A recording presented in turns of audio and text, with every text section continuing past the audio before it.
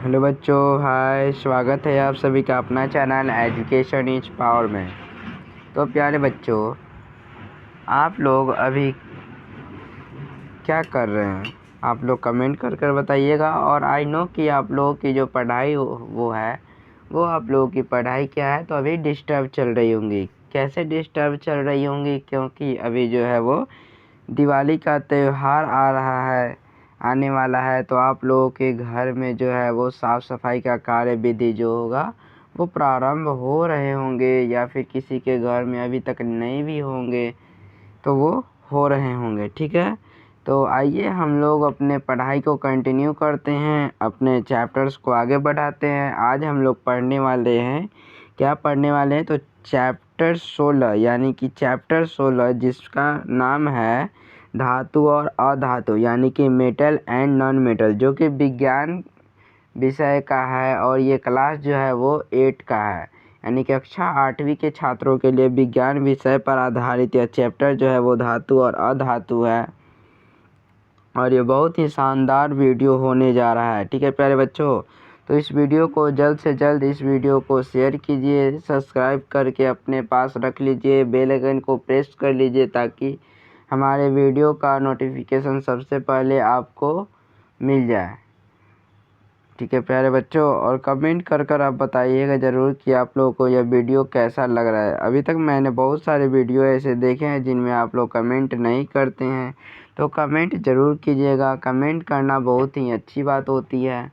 तो हम लोग आगे इस चैप्टर को प्रारंभ करते हैं। तो देखिए, चैप्टर का नाम है, क्या नाम है? धातु और अधातु, यानी कि मेटल और नॉन मेटल, जैसा कि आप लोग देख रहे हैं। और इसमें हम लोग शुरुआत करेंगे, किससे शुरुआत करेंगे? तो सर्वप्रथम हम शुरुआत करेंगे पदार्थ से।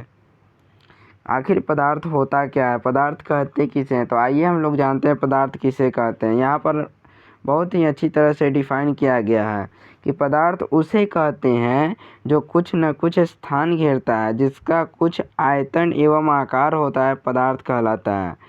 यानी कि प्यारे बच्चों, आप लोग इसके डेफिनेशन से पूर्ण रूप में अर्थ जान गए होंगे।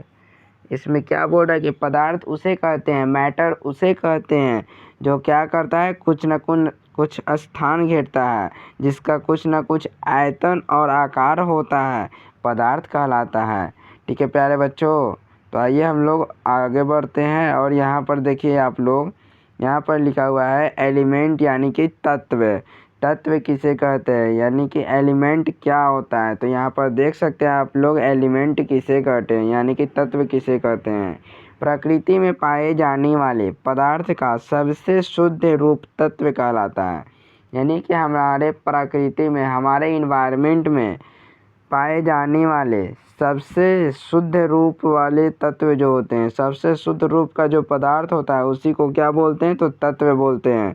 जिसे किसी भी रासायनिक या भौतिक प्रक्रिया द्वारा दो या दो से अधिक पदार्थों में अलग नहीं किया जा सकता है, तत्व कहलाता है। ठीक है प्यारे बच्चों, तो आप लोग जान गए कि तत्व किसे कहते हैं, तत्व क्या होता है। ठीक है, आई नो कि आप लोगों को बहुत ही अच्छी तरीके से समझ में आ रही होंगी ये सारी बातें, ये सारी चीज़ें, इन सारे टॉपिक्स को। अब हम लोग देखते हैं धातु के भौतिक गुण के बारे में। ये जितने भी एलिमेंट होते हैं, मतलब जितने भी मेटल होते हैं, उन सभी के भौतिक गुण के बारे में, फिजिकल गुण के बारे में हम लोग जानेंगे। तो देखिए, इनके भौतिक गुण क्या क्या हैं। इनका भौतिक गुण है, पहला में चमक, दूसरा ठोस, तीसरा क्या है? तो आघातवर्धक होता है। आघातवर्धक का मतलब क्या होता है? किसी भी चीज़ को पीटने पर फैलना, यानी कि पीट पीट कर उसका चादर में परिवर्तित करना। ऊष्मा चालक, विद्युत चालक, ध्वनिक और तन्य। ध्वनिक का मतलब क्या होता है? आवाज़ उत्पन्न होना। और तन्य का मतलब होता है लमराकर पतला तार बनाना। ठीक है, आइए हम लोग इसके बारे में जानते हैं, इसके कुछ बारे में, इसके लॉन्ग प्रोसेस के बारे में जानते हैं। इसके संदर्भ में जाएंगे तो हमें बहुत सारी चीज़ें अभी पता चलेगी। और उससे पहले हम क्या देखेंगे? तो अधातु के भौतिक गुण को हम देख लेते हैं। अधातु के भौतिक गुण जो होते हैं वो 4 होते हैं, और इन 4 में कौन कौन होते हैं इसे जानते हैं। तो सबसे पहला नंबर कि इसमें चमक जो होता है वो नहीं होता है। ऊष्मा तथा विद्युत का कुचालक होते हैं, पीटने पर टुकड़ा टुकड़ा हो जाते हैं और ठोस, द्रव्य और गैस तीनों रूप में पाया जाता है। और धातु जो होता है वो ठोस, द्रव्य और गैस तीनों में पाया जाता है। ठीक है। और हम लोग अभी देखेंगे, क्या देखेंगे, धातु कर्म यानी कि मेटलर्जी के बारे में जानेंगे। धातु कर्म किसे कहते हैं? तो आइए हम लोग जानते हैं धातु कर्म किसे कहते हैं। प्रकृति में पाए जाने वाले धातुओं को उनके अयस्कों से अलग करने का प्रक्रम तथा उपयोग करने के लिए उनका शोधन करना धातु कर्म कहलाता है। यानी कि आप लोगों को बोला जा रहा है कि प्रकृति में पाए जाने वाले धातुओं को उनके अयस्कों से अलग करने का जो विधि होता है, जो प्रक्रम होता है, उनको उपयोग करने के लिए उनका शोधन करना धातु कर्म कहलाता है। और यहाँ पर एक और बातें दिए हुए हैं कि सबसे पुराना धातु सोना होता है, जिसका आविष्कार 6000 वर्ष पूर्व हुआ था।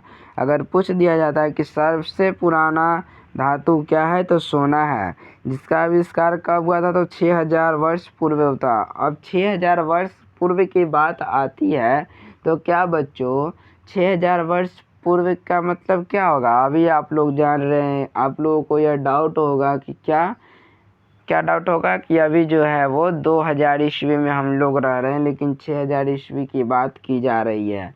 और ये आप लोगों को बताया जा रहा है कि सोना का जो है वो आविष्कार हुआ है, जबकि ऐसा कुछ नहीं है। सोना जो है वो पहले से पृथ्वी के अंदर मौजूद थे। ठीक है, सोना का कोई आविष्कार नहीं हुआ है। दरअसल सोना का जो है वो खोज हुआ था। कब हुआ था? तो आज से लगभग 6000 वर्ष पूर्व, यानी कि जब ये क्या बोला जाता है, ईसा मसीह के जन्म से पूर्व की बात होगी शायद, मेरे ख्याल से, क्योंकि ये हमारे यहाँ लगभग 2 से 3 कैलेंडर न पाई जाती है, तो ये जूनियर कैलेंडर के अनुसार शायद हो सकती है। इनके बारे में मुझे पूरी तरह से कंफर्मेशन नहीं है। ठीक है प्यारे बच्चों, अगर आप कहेंगे, अगर आपको ज़्यादा प्रॉब्लम्स होंगी तो आप कमेंट कर लीजिएगा, हम आपको उस कमेंट में आपको रिप्लाई दे देंगे कि इसका क्या अर्थ होगा। और यहाँ पर हम लोग देखते हैं मिश्र धातु यानी कि एलो। मिश्र धातु क्या होता है? तो बहुत सारे धातुओं को एक साथ मिलाने पर एक नए प्रकार के धातु का निर्माण होता है, जिसे मिश्र धातु कहते हैं। जैसे पीतल जो होते हैं वो मिश्र धातु से बने हुए सामग्री होते हैं, वस्तु होते हैं। और यहाँ पर एक चीज़ और देखिए, मरकरी जिसको पारा बोला जाता है, और मरकरी को छोड़कर सभी धातुएं सामान्य तापक्रम पर ठोस अवस्था में रहता है। यानी कि हमारा जो मरकरी होता है, पारा होता है, उसको छोड़कर सभी जितने भी धातुएं हैं वो सामान्य तापक्रम पर यानी कि नॉर्मल टेम्परेचर पर ठोस अवस्था में रहता है। ठीक है, क्या बच्चों आप लोगों को अच्छी तरीके से समझ में आ रही है? अगर आ रही है तो कमेंट करके बताइएगा ज़रूर, और वीडियो के नीचे कमेंट ज़रूर कीजिएगा। कमेंट करना बहुत ही अच्छी बातें होती हैं, ताकि आपको भी कुछ हद तक पता चलती है और टीचर्स को भी आपके बारे में अच्छी बातें पता चलती हैं। अभी आप लोग देख रहे हैं सोना की शुद्धता। सोना की शुद्धता का मतलब क्या होता है? हमारे यहाँ 3 प्रकार की सोना जो होती हैं वो शुद्ध रूप में मानी जाती हैं। और सबसे शुद्धतम सोना, अगर पूछ दिया जाता है कि हमारे यहाँ जो है वो सबसे शुद्धतम सोना कौन है, सबसे शुद्ध सोना का बात करें तो हमारा जो है वो 24 कैरेट का सोना जो होता है वो सबसे शुद्ध सोना होता है। क्योंकि 24 कैरेट वाले सोने में जो होते हैं वो किसी प्रकार के मिलावट नहीं होते, किसी प्रकार का मिश्रण नहीं पाया जाता है, वो एकदम सॉफ्ट होता है। ठीक है, वो ऐसा होता है सोना 24 कैरेट वाला कि जिसको हम पहन कर कोई ऐसा कार्य नहीं कर सकते हैं, सो नहीं सकते हैं, क्योंकि अगर ऐसा करते हैं तो वो जो है 24 कैरेट के होने के कारण वो बहुत ज़्यादा मुलायम होता है, और इस कारण से क्या होता है वो टूट जाता है जल्दी, या फिर पचक जाएगा। ज़्यादा भार पड़ेगा तो वो पचक जाएगा, या थोड़ा सा भी दबाव पाकर वो अपना प्रभाव कायम कर लेता है। ठीक है, और यहाँ पर आप देख सकते हैं 22 कैरेट का सोना, जो कि उससे थोड़ी सी कम शुद्धता के कारण उसका नाम 22 कैरेट पड़ता है। और 22 कैरेट सोना में क्या होता है, तो 22 भाग सोना और 2 भाग क्या होता है, तो चांदी और तांबा का मिश्रण होते हैं। ठीक है। और यहीं पे बात करें तो 18 कैरेट की सोना जो होता है वो उसमें 18 भाग सोना होता है, जबकि उसमें 6 भाग चांदी या तांबा का मिश्रण पाया जाता है। ठीक है प्यारे बच्चों, तो आप लोगों को भी पता चल गया कि आखिर ये सोना में किन किन चीज़ों का मिश्रण पाया जाता है और कौन से सोने जो होते हैं वो अति शुद्ध सोने होते हैं, बहुत ज़्यादा शुद्ध होते हैं, एकदम प्योर सोना होता है, प्योर गोल्ड होता है। अब हम लोग आगे जानते हैं। यहाँ पर देख सकते हैं आप लोग धातु और अधातु के कुछ अपवाद। धातु और अधातु के क्या है, तो कुछ अपवाद को जानते हैं। तो पहला नंबर में बोल रहा है कि सभी धातुएं तन्य होती हैं, सभी धातुएं तन्य होती है। अपवाद में क्या है, तो विषमत है, जिसको Bi से सूचित किया जाता है। दूसरा नंबर में बोला जाता है कि सभी धातुएं ठोस होती हैं, लेकिन इसमें भी कुछ अपवाद है। क्या है, तो मरकरी यानी कि पारा Hg।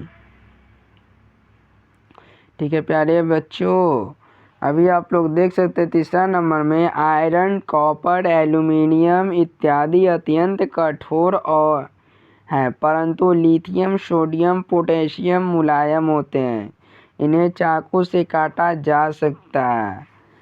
ठीक है प्यारे बच्चों, और ये क्वेश्चन जो है वो आपके 10th क्लास तक के क्वेश्चन है, मतलब 10th तक ये क्वेश्चन जो होते हैं वो आते हैं। ये बहुत ही VVI क्वेश्चन है। आगे देखिए 4 नंबर में बोल रहा है लेड। ये लेड का मतलब होता है सीसा एवं पारा धातु होते हुए भी ऊष्मा के सबसे कम चालक होते हैं, ऊष्मा के सबसे कम चालक होते हैं।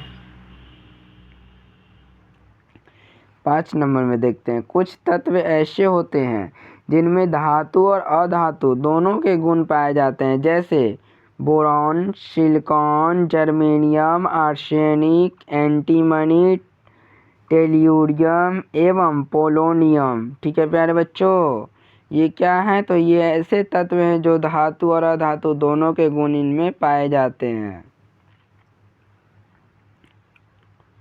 और यहाँ पर देखिए 6 नंबर में बोला जा रहा है कि सभी अधातुएं विद्युत की कुचालक हैं। अपवाद में ग्रेफाइट अधातु होते हुए भी विद्युत का क्या है, तो सुचालक है। ठीक है, क्या है, सुचालक। और 7 नंबर में बोला जा रहा है कि हीरा अधातु है, फिर भी वह सबसे ज़्यादा चमकदार चमकने वाला होता है। हीरा अधातु होते हुए भी सबसे ज़्यादा चमकदार होता है। अब हम लोग देखते हैं आगे क्या बोला जा रहा है, क्या बोला जा रहा है आगे। तो यहाँ पर कुछ अभिक्रिया को बारे में जानना है, अभिक्रियाओं के बारे में जानना है। तो देखें ऑक्सीजन की अभिक्रिया, ये ऑक्सीजन की अभिक्रिया जो है वो लोहा प्लस जल प्लस ऑक्सीजन, ये तीनों को जब जोड़ा जाता है तो क्या बनता है, लोहा ऑक्साइड बनता है, जो कि क्या है, क्षारीय गुण को प्रदर्शित करता है। अगर बच्चों आप लोगों की मैथ जो है वो स्ट्रांग होगी तो आप लोगों का क्या होगा, साइंस भी स्ट्रांग होगा, यानी कि फिजिक्स और केमिस्ट्री तो स्ट्रांग होगा ही होगा।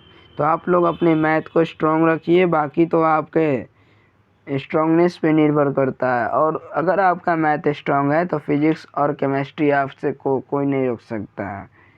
ठीक है, और यहाँ पर देख सकते हैं charcoal plus oxygen plus CO2 यानी कि कार्बन डाइऑक्साइड, और प्लस में क्या है, जल है। जब इन सब को ऐड किया जाता है तो क्या बनता है, कार्बोनिक अम्ल, जो कि अम्लीय गुण को प्रदर्शित करता है। अब जल से अभिक्रिया में देख सकते हैं मैग्नीशियम प्लस जल, और जल जो है वो गर्म जल है, तो इसमें से क्या उत्पन्न होता है, magnesium hydroxide plus hydrogen gas, इससे निर्माण होता है। अधातु प्लस जल से क्या होता है, तो अभिक्रिया नहीं करता है, क्योंकि अधातु और जल से जब किसी चीज़ में अभिक्रिया कराई जाती है तो वो अभिक्रियाहीन हो जाती है, वो अभिक्रिया नहीं कर पाता है। यहाँ पर देख सकते हैं आप लोग फॉस्फेरस को पानी में रखते हैं, जिससे यह हवा से अभिक्रिया नहीं कर पाए क्योंकि यह हवा से अभिक्रिया करता है और आग पकड़ लेता है। फॉस्फेरस भी एक ऐसा फॉस्फेरस है जो कि क्या होता है, उन्हें पानी में रखा जाता है। ऐसा क्यों? क्योंकि वो हवा के माध्यम से आग पकड़ता है, हवा के संपर्क में आने से आग पकड़ता है। और यहाँ पर आप लोग देख सकते हैं प्यारे बच्चों, 3 नंबर बोल रहा है अम्ल के साथ अभिक्रिया, यानी कि लोहा प्लस हाइड्रोक्लोरिक अम्ल प्लस कुछ नहीं है। लोहा प्लस हाइड्रोक्लोरिक अम्ल को जब अभिक्रिया कराई जाती है, ये लोहा और हाइड्रोक्लोरिक अम्ल जो है क्या है, धातु है। जब इनका अभिक्रिया कराया जाता है तो ferric chloride plus hydrogen gas बनता है और अधातु अम्ल से अभिक्रिया नहीं करती है। ये आपके लिए बहुत ही उपयोगी नोट्स पॉइंट हो सकता है, क्योंकि जिस चीज़ पे आप लोग ज़्यादा फोकस नहीं करते हैं वही क्वेश्चन जो होता है वो आपके एग्ज़ाम में पूछ दिए जाते हैं और फिर आपको पता चलता है कि यह क्वेश्चन तो आपने पढ़ा ही नहीं। ये जिन चीज़ को आप नज़रअंदाज करते हैं वही क्वेश्चन जो है वो आपको नज़रअंदाज करती है। तो आप लोग यहाँ पर देख सकते हैं क्या बोल रहा है कि नींबू, दही, अचार, इमली अम्ल होते हैं। उनको धातु के बने पात्र यानी कि बर्तन, लोहा, तांबा या एल्यूमीनियम में नहीं रखा जाता है, क्योंकि ये धातु उन अम्ल से अभिक्रिया कर हानिकारक पदार्थ लवण और हाइड्रोजन गैस बनाते हैं। मतलब इसमें मेनली आप लोग ये जानिए कि इसमें ये बोला जा रहा है कि वैसे पदार्थ जिसमें अम्लीय मात्रा पाई जाती है, अम्लीय गुण प्रदर्शित करता है, उनको किस प्रकार के पात्र में नहीं रखना चाहिए? तो लोहा, तांबा एवं एल्यूमीनियम जैसे पात्र में नहीं रखनी चाहिए, क्योंकि यह इनसे अभिक्रिया कर क्या बनाता है? तो लवण और हाइड्रोजन गैस बनाता है, जो कि हमारे लिए बहुत ही हानिकारक होता है। और धातु प्लस तनु अम्ल जब अभिक्रिया करता है तो लवण प्लस हाइड्रोजन गैस बनाता है। और एक चीज़ और जानिए, अभी आप लोगों ने क्या जाना, एक ये सोना की शुद्धता के बारे में तो आप लोग जान गए, लेकिन उसी से रिलेटेड जब स्वर्ण मुद्राएं जो होते हैं वो ज़्यादा दिनों तक उपयोग करने से उसमें कुछ धूलकण बैठ जाते हैं, कुछ गंदगी आ जाती है, तो उनको क्या किया जाता है? धुलवाया जाता है। महिलाएं जो है वो सुनार के पास जाती है कि भाई साहब इसे आप धो दीजिए, और उसको धोने के लिए जो सोनार होता है वो क्या करता है? एक प्रकार के द्रव्य में डालता है उस स्वर्ण मुद्राओं को, और उस द्रव्य का नाम होता है एक्वा रेजिया।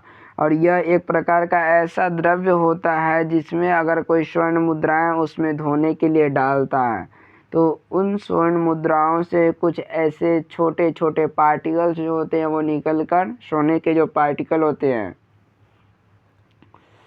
उस सोना में से कम मात्रा में, यानी कि अगर जितना समय तक कोई स्वर्ण मुद्रा उस द्रव्य में रहता है उतनी ही संभावनाएं रहती हैं कि उसमें से स्वर्ण जो होते हैं वो झरकर पार्टिकल्स के रूप में उस द्रव्य में अंदर बैठ जाता है, और लोगों को यह पता नहीं चलता है और लोगों को लगता है कि वो जो है वो सोनार जो है वो क्या किया, आपकी स्वर्ण मुद्राओं को बहुत ही अच्छी तरह से साफ करके आपको दे रहा है। लेकिन ऐसा नहीं होता है, वो क्या करता है? आप ही में से डंडी मार बैठता है। मतलब आपके स्वर्ण आभूषण से क्या करता है? कुछ पार्टिकल्स के रूप में वो चुरा लेता है। किसकी मदद से? तो एक्वा रेजिया नामक रॉयल जेल की मदद से वो चुरा लेता है, साफ करता है, आपसे पैसे भी लेता है और आपकी स्वर्ण आभूषण भी ले जाता है। भले ही पूरी ना ले जाए लेकिन कुछ ना कुछ लेकर ही जाता है वो सुनार। तो आइए हम लोग जानते हैं, क्या जानते हैं एक्वा रेजिया क्या है? तो यह रॉयल जेल का लैटिन शब्द है। सांद्र हाइड्रोक्लोरिक अम्ल और सांद्र नाइट्रिक अम्ल के 3:1 के अनुपात के ताज़ा मिश्रण को एक्वा रेजिया कहते हैं। ठीक है, और यह सोना और प्लेटिनम को भी गला देता है। सोना और प्लेटिनम को भी यह द्रव्य जो होता है वो गलाने की क्षमता रखता है। और यहाँ पर आप देख सकते हैं कि अकेले किसी भी अम्ल में यह क्षमता नहीं होती है। किस लिए क्या नहीं होती है, किस प्रकार की क्षमता नहीं होती? तो आइए हम लोग जानते हैं कि जब पुराने एवं मलिन सोने के आभूषण को इस विलयन में डाला जाता है तो यह नए आभूषण की तरह चमकने लगता है, लेकिन इसका वजन बहुत कम हो जाता है, अर्थात वजन कुछ घट जाता है, क्योंकि सोना एक्वारेजिया के विलयन में गल जाता है। अभी अभी मैंने बताया था कि यह एक्वारेजिया नाम का एक ऐसा द्रव्य होता है जो स्वर्ण आभूषण को गलाने की क्षमता रखता है। ठीक है प्यारे बच्चों, तो आप लोग इस क्वेश्चन को जो है वो VVI मान कर रखिए। क्या मान कर रखिएगा? VVI, क्योंकि यह क्वेश्चन जो है वो आपके 10th के एग्ज़ाम में भी आते हैं। 10th तक ये क्वेश्चन पूछे जाते हैं, 9, 10th या फिर 8, ये तीनों क्लास में पूछे जाते हैं और आगे भी पूछे जाएंगे, क्योंकि यह क्वेश्चन बहुत ही शानदार और लाजवाब क्वेश्चन है। अभी आप लोग देख सकते हैं क्षार के साथ अभिक्रिया। तो प्यारे बच्चों, आप लोग अभी देख ही रहे होंगे, क्या देख रहे होंगे कि क्षार के साथ अभिक्रिया। इसमें क्या होता है, जब टिन प्लस पोटेशियम हाइड्रोक्साइड का विलयन जो है वो अभिक्रिया करता है तो पोटेशियम स्टैंड हाइड्रोजन गैस बनाता है। ठीक है, और जब जस्ता प्लस पोटेशियम हाइड्रोक्साइड के विलयन जब आपस में अभिक्रिया करते हैं तो potassium zincate plus hydrogen gas का निर्माण करते हैं। आई नो बच्चों कि आप लोगों को जो है वो अच्छी तरीके से समझ में आ रही होंगी, क्योंकि यह साइंस जो है वो बहुत ही लाजवाब शानदार होने जा रहा है। तो आप लोगों को यह समझ में ना आए ऐसा भी हो सकता है, क्योंकि आप जो है वो किस अवस्था में है प्यारे बच्चों? तो किशोरावस्था में है, और आप लोगों ने यह पढ़ा है अच्छी तरीके से कि यह किस प्रकार से समझ में आती हैं। तो आप लोग यहाँ पर देख सकते हैं विस्थापन अभिक्रिया। विस्थापन अभिक्रिया के बारे में जो है वो आप लोगों को क्या है 9th में अच्छी तरीके से पढ़ाई जाएगी। अभी तो ये शॉर्टकट में है प्यारे बच्चों, आप लोगों को उतना जानना भी नहीं है, इसके डेफिनेशंस को भी नहीं जानना है, लेकिन 9th क्लास में और 10th क्लास में आपको अच्छी तरीके से पढ़ाई जाती है और इस पे संतुलन किया जाता है। संतुलित रासायनिक समीकरण को भी सॉल्व किया जाता है, विस्थापन अभिक्रिया से विस्थापित कर दिया जाता है। तो आप यहाँ पर देखिए कॉपर सल्फेट प्लस जिंक जब ये आपस में अभिक्रिया करते हैं तो क्या बनाते हैं? जिंक सल्फेट प्लस कॉपर बनाते हैं। और यहाँ पर आप देख सकते हैं कि लोहा धातु हीमोग्लोबिन नामक प्रोटीन का एक घटक है जो मानव शरीर में ऑक्सीजन का परिवहन करती है। लोहा धातु जो है वो क्या है? हीमोग्लोबिन नामक प्रोटीन का एक घटक है जो मानव शरीर में ऑक्सीजन का परिवहन करता है। और यहाँ पर आप देख सकते हैं कि तांबा तथा जिंक एंजाइमों में पाया जाता है। किस में पाया जाता है? तो एंजाइम में। ये सब जो है वो आपके लिए ऑब्जेक्टिव के पर्पज से बहुत ही शानदार और लाजवाब क्वेश्चन है। आर्सेनिक एक विषैली धातु है। आर्सेनिक क्या है? तो विषैली धातु है। और मैग्नीशियम पौधे में होता है। मैग्नीशियम किस में होता है? तो पौधे में पाया जाता है। ठीक है प्यारे बच्चों, और यहाँ पर आप देख सकते हैं कि कुछ अधातुएं जैसे नाइट्रोजन, पोटेशियम एवं फॉस्फोरस का उपयोग उर्वरक के निर्माण में होता है। किसका निर्माण में? तो उर्वरक के निर्माण में होता है। और यहाँ पर देखिए आयोडीन कटने छिलने पर एंटीऑक्साइड। यहाँ पर अब क्या बोले मैंने? क्या बोला कि आयोडीन जो है वो कटने छिलने पर एंटीसेप्टिक के रूप में, सल्फर पटाखा निर्माण में, ऑक्सीजन श्वसन में, हीरा ज्वेलरी और शीशा कटने में, ग्रेफाइट बैटरी और पेंसिल के बनने में होता है। किसका? तो आयोडीन का उपयोग किया जाता है। ठीक है, और यहाँ पर अभी आप लोग जो भी देख रहे हैं ये सब जो है वो आपके क्वेश्चन आंसर हैं, शॉर्ट आंसर दिए हुए हैं ताकि आप लोगों को बनाने में कठिनाई ना हो। और यहाँ पर लोग देख सकते हैं इसके पूरे क्वेश्चन के आंसर को मैं अभी बताने वाला हूँ आप लोगों को। क्या बताऊँगा? तो यहाँ पर इस पार्ट के, इस अध्याय के जितने भी ऑब्जेक्टिव, सब्जेक्टिव, जितने भी मिलान वाले क्वेश्चन हैं उन सभी को बताए जाएंगे। तो आप लोग यहाँ पर देख सकते हैं कि यहाँ पर लिखा हुआ है, क्या लिखा हुआ है कि सही विकल्प पर सही का निशान लगाइए। सही विकल्प पर सही का निशान लगाइए। और यहाँ पर क्वेश्चन नंबर 1 में आप लोगों को दिया हुआ है कि निम्नलिखित में से किसको पिघलाकर नया रूप दिया जा सकता है। तो बताइए, क लोहा, ख फॉस्फेरस, ग सल्फर और घ हाइड्रोजन। तो बताइए किसको पिघलाकर एक नया रूप दिया जाता है। तो ये आपका हो जाएगा, क्या हो जाएगा बताइए आप लोग। यहाँ पर आपका सही आंसर हो जाएगा लोहा। ठीक है, अब आते हैं हम लोग 2 नंबर में। निम्नलिखित में से किसको पीटकर चादर में परिवर्तित किया जा सकता है। तो क जिंक, ख फॉस्फेरस, ग ऑक्सीजन और घ सल्फर। तो बताइए आप लोग कमेंट कर कर बताइए कि इसका आंसर क्या होगा। इसका सही आंसर होगा, क्या होगा? तो जिंक होगा प्यारे बच्चों। जिंक जो है वो इसका सबसे शानदार आंसर और सटीक आंसर होगा।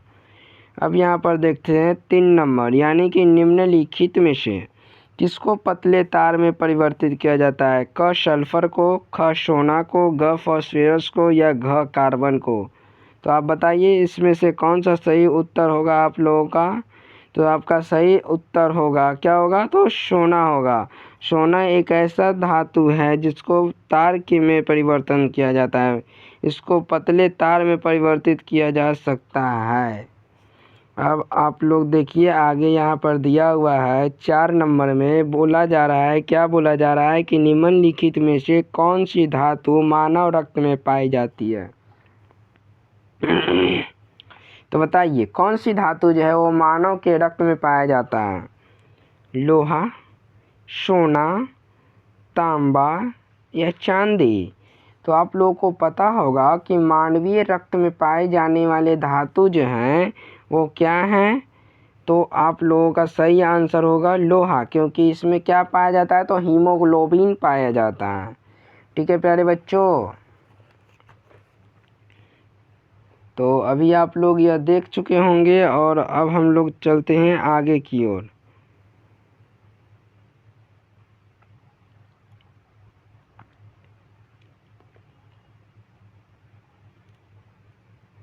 यहाँ पर तो आप लोग देख ही चुके हैं अभी अभी कि निम्नलिखित में से किसको पिघलाकर नया रूप दिया जाता है। तो आपको अभी ने मैंने तो बताया आंसर की लोहा होगा।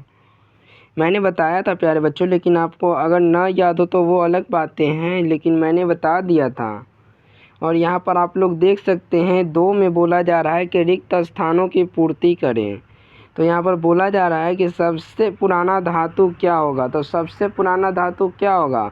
तो मैंने आप लोगों को बताया था कि सबसे पुराना धातु जो होता है वो आपका है सोना।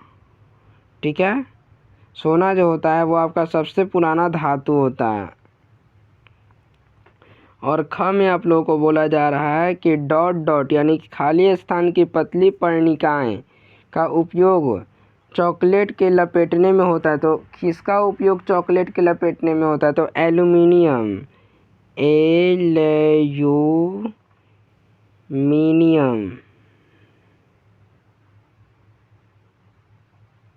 एल्यूमिनियम का इस्तेमाल जो होता है वो चॉकलेट के रैपर में किया जाता है। और यहाँ पर आप देख सकते हैं ग में बोला जा रहा है कि सभी खाली स्थान तन्य होती है। तो सभी धातुएं न तन्य होती है, धातु जो होता है वो तन्य होता है। ठीक है, और यहाँ पर देख सकते हैं ग में खाली स्थान एक द्रव्य धातु है। तो कौन सा एक प्रकार का द्रव्य धातु है? तो आप लोग जानते हैं, मैंने बताया था कि ब्रोमीन जो है वो एक प्रकार का द्रव्य अवस्था में रहने वाला धातु है। ठीक है प्यारे बच्चों। और अंगा में बोला जा रहा है कि खाली स्थान जो है वो एक अधातु है, परंतु क्या है? तो विद्युत का सुचालक है।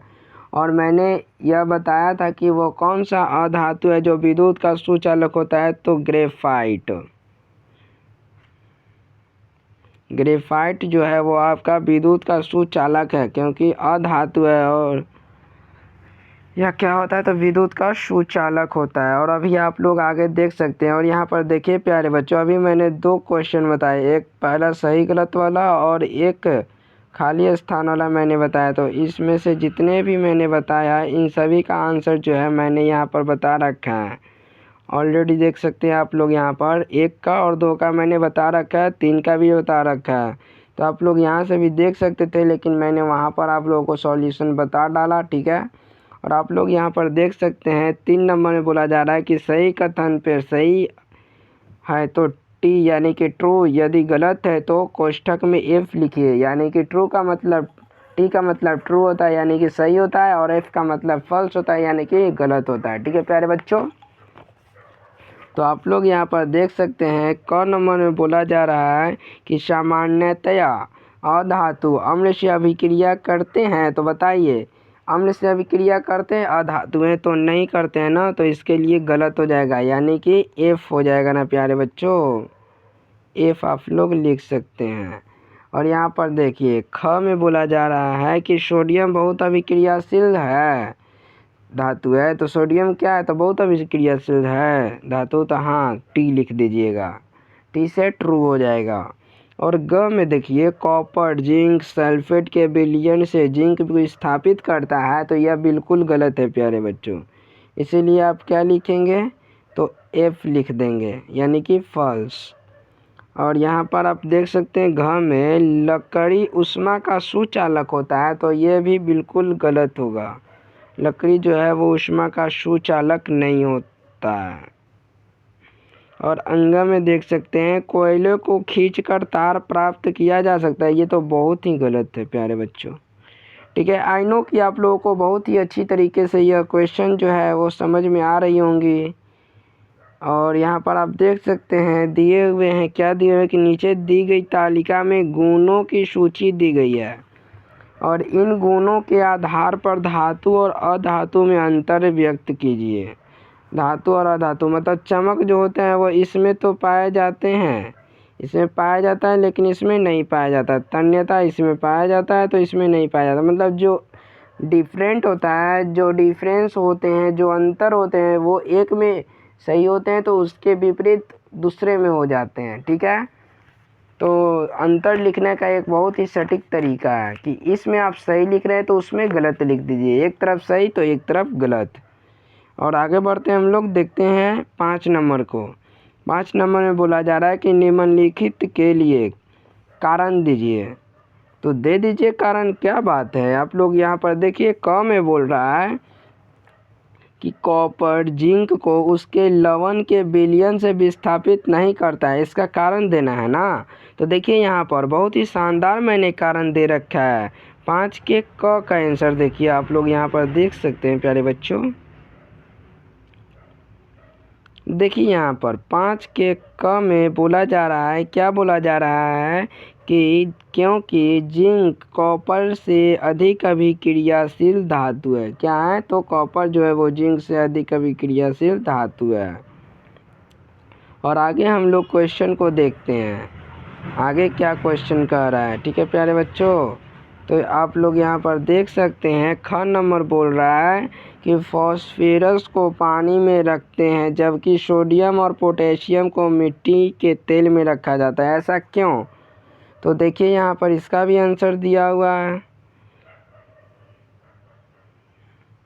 देखिए ख का आंसर है क्योंकि फॉस्फेरस हवा से अभिक्रिया करके जल उठता है और इसीलिए इसे पानी में रखा जाता है, जबकि सोडियम और पोटेशियम पानी से अभिक्रिया न कर लेते हैं, यानी कि नहीं कर पाते हैं, इसके लिए इसे मिट्टी तेल में रखा जाता है, ठीक है प्यारे बच्चों। और अभी आप लोग यहाँ पर देख सकते हैं ग नंबर, ग में बोल रहा है कि नींबू के अचार को एल्यूमिनियम पात्रों में नहीं रखते हैं। हमने बताया था कि नींबू जो है वो क्या है तो एक प्रकार का अम्ल है, अम्लीय गुण को प्रदर्शित करता है, इसीलिए उनको इस प्रकार के पात्र में नहीं रखते हैं। जैसा कि आप लोग यहाँ पर ग में आंसर देख सकते हैं, क्योंकि नींबू के अचार में अम्ल होता है जो एल्यूमीनियम धातु के साथ अभिक्रिया करके हानिकारक लवण और हाइड्रोजन गैस बनाता है। जैसा कि मैंने आप लोगों को बता रखा था सर्वप्रथम पहले ही। और यहाँ पर आप लोग देख सकते हैं एक मिलान वाला क्वेश्चन दिया हुआ है, जो कि आप बहुत ही शानदार तरीके से इसको देख सकते हैं। देखिए नीचे दिए गए कॉलमों का मिलान कर लीजिए। तो यहाँ पर देख सकते हैं आप लोग क्या है, तो सोना जो होता है वो एक प्रकार का आभूषण होता है। और इसको देखिए मैंने बहुत ही अच्छी तरीके से इसके सामने आंसर लिखा है, ताकि आप लोगों को किसी प्रकार का कठिनाई ना हो। तो सोना का क्या होगा, तो आभूषण होता है। आयरन का मशीन, एल्यूमिनियम का खाद्य सामग्री लपेटना, कार्बन का ईंधन के रूप में, तांबा का बिजली के तार के रूप में, और पारा यानी कि मरकरी का थर्मामीटर के रूप में इसका इस्तेमाल किया जाता है। ठीक है प्यारे बच्चों, तो अभी एक 7 नंबर का क्वेश्चन देखिए। 7 नंबर जो है वो आपका अंतिम प्रश्न है। क्या होता है जब, इसका बताना है, क्वेश्चन पढ़ने के बाद। क्वेश्चन पढ़िएगा तो उसमें लास्ट में पूछेगा कि ऐसा हुआ तो क्या होता है जब। तो देखिए क्वेश्चन को पढ़िए पहले। बोल रहा है क में कि मैग्नीशियम रिबन के दहन के फलस्वरूप प्राप्त राख को जलने में या जल में घोला जा सकता है इसमें लाल लिटमस पत्र डाला जाता है। क्या होता है जब। तो देखिए इसका आंसर यहाँ पर दिया हुआ है, हमने दे रखा है पहले ही। 7 का जो है वो क है कि मैग्नीशियम जलने पर ऑक्सीजन के साथ अभिक्रिया कर मैग्नीशियम ऑक्साइड बनाता है, जो जल के साथ अभिक्रिया करके मैग्नीशियम हाइड्रो ऑक्साइड बन जाता है, जो क्षारीय गुण वाला होता है। अतः यह लाल लिटमस को भी नीला कर देता है। ठीक है प्यारे बच्चों, और आगे हम लोग देख सकते हैं अगला क्वेश्चन क्या बोल रहा है। अगला क्वेश्चन इसमें बोला जा रहा है आप लोगों को ख में कि बंद शीशी में जलते चारकोल को डालकर पानी डाला जाए और नीला लिटमस पत्र डाला जाता है। तो इसका शब्द समीकरण भी बोल रहा है प्यारे बच्चों। तो यहाँ पर देख सकते हैं आप लोग इसका आंसर क्या होगा। तो देखिए यहाँ पर बोला जा रहा है कि ख में कि बंद किसी भी शीशी में जलते चारकोल को डालकर पानी डाला जाता है तो यह अभिक्रिया कर कार्बनिक अम्ल बना लेता है, जो अम्लीय गुण वाला होता है, और अतः इसमें नीला लिटमस डालने पर लाल हो जाता है। और एक प्यारे बच्चों आप लोग देख सकते हैं सबसे शानदार और सबसे हल्का और सबसे लास्ट प्रश्न बचा हुआ है 8 नंबर। तो प्यारे बच्चों 8 नंबर जो है वो आप लोगों का सबसे लास्ट और अंतिम प्रश्न इस अध्याय का बचा हुआ है। और मैं इस बार फिर से आप लोगों को कहता हूँ कि इस वीडियो को अधिक से अधिक शेयर कीजिए, लाइक कीजिए और अपने दोस्तों के साथ शेयर कीजिए। और इस वीडियो को क्या कीजिए, इस चैनल को जो है वो सब्सक्राइब करके रख लीजिए, क्योंकि मैं इसी प्रकार के वीडियो जो है वो हर रोज़ लाता हूँ। और तो इसका जो नोटिफिकेशन जो होगा वो सर्वप्रथम आपके पास सबसे पहले आएगा, अगर आप इसको सब्सक्राइब करके रखते हैं तो, अन्यथा ऐसा नहीं होता है। तो आप लोग देख सकते हैं क्या बोल रहा है कि गोलू ने एक बोतल में सोडियम हाइड्रोक्साइड का विलयन बनाया और इसमें लोहे के कुछ पिन कीले डाली, एक जलती हुई माचिस की तीली शीशी के मुंह पर रखा, पॉप ध्वनि के साथ माचिस का तीली भभक कर जलने लगी, बताइए कौन सी गैस निकली। तो आप बता सकते हैं प्यारे बच्चों, यहाँ पर इसका आंसर बहुत ही सटीक दिया हुआ है। देखिए 8 का हाइड्रोजन गैस निकली, क्योंकि धातु को क्षार के साथ अभिक्रिया करने या कराने पर हाइड्रोजन गैस प्राप्त होता है। ठीक है, और यह इसी के साथ जो होता है प्यारे बच्चों, आप लोगों का जो जितना भी अध्याय का VVI और जितने भी प्रश्न आंसर थे वो क्या हुए, समाप्त हो चुके हैं। तो प्यारे बच्चों इसी प्रकार इस वीडियो को देखिए, इस वीडियो को स्किप मत कीजिएगा, क्योंकि अगर आप किसी भी वीडियो को देखते हैं, चाहे वो मेरा हो या फिर किसी और चैनल पर हो, अगर आप उसका वीडियो जो होता है वो पूर्ण नहीं देखते हैं, पूरा वीडियो नहीं देखते हैं, स्किप करके देखते हैं, तो आप लोगों को अच्छी तरीके से समझ में नहीं आती है। तो प्यारे बच्चों, वीडियो को पूरा देखिए, स्किप मत कीजिए, क्योंकि यह वीडियो जो होता है वो आपके सिलेबस से ही होता है, सिलेबस से हट के नहीं होता है। और इस वीडियो को आप लोग अच्छी तरीके से देख ले तो आपका एग्ज़ाम जो होता है वो बहुत ही अच्छी तरीके से सफल होता है। तो प्यारे बच्चों, यदि आप लोगों को किसी भी सब्जेक्ट का, किसी भी चैप्टर का अगर नोट्स लेना हो तो आप लोग कमेंट कर बताइए, कमेंट कीजिएगा प्यारे बच्चों वीडियो के नीचे, ताकि आप लोगों को मैं इसका नोट्स भी आप लोगों को दे सकता हूं, क्योंकि यह नोट्स जो है वो आपके लिए बहुत ही आवश्यक है। क्योंकि आप लोगों के लिए वीडियो रोक कर नोट्स बनाना थोड़ी सी कठिन होती है, लेकिन आप लोग बना लेते हो। और यदि अच्छी वे में आप लोगों को नोट्स चाहिए तो आप लोग कमेंट कर सकते हैं, आप लोगों को नोट्स प्रोवाइड करा दी जाएगी। ठीक है प्यारे बच्चों, तो वीडियो को लाइक कीजिए, शेयर कीजिए और सब्सक्राइब करके रख लीजिए। ठीक है प्यारे बच्चों, इसी प्रकार हम लोग आगे मिलते हैं नेक्स्ट वीडियो में। धन्यवाद प्यारे बच्चों, जय हिंद।